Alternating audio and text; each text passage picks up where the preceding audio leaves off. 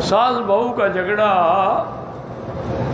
میری ماں بیوی کا بھی اکثر میں بھی غلطی نہیں ہوتی، لیکن ماں کو کچھ بولوں تو ناراض، تو ماں کو کچھ بھی نہ بولا کریں، ماں کی اطاعت کرو، بیوی کا حقوق کا بھی خیال کرو، لیکن اصل ماں کا مرتبہ ہے کہ اللہ نے اپنے بعد والدین کا ذکر کیا، اور والدین میں حضور نے ماں کا 3 دفعہ ذکر کیا ہے اور باپ کا 1 دفعہ ذکر کیا ہے۔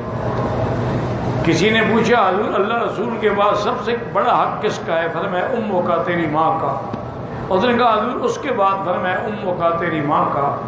اس نے کہا حضور اس کے بعد؟ فرمایا امو کا، تیری ماں کا۔ اس نے کہا حضور اس کے بعد؟ فرمایا ابا کا، چوتھے نمبر پہ تیرے باپ کا۔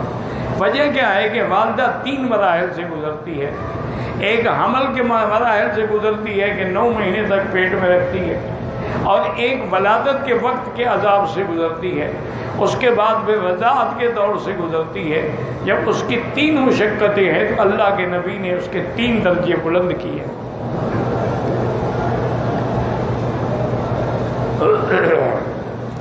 تیسری تکبیر جنازہ میں جو دعا مانگی جاتی ہے، نہ آتی جو بھی آتی وہ مانگتے اللہ مغفر اللہ مغفر اللہ۔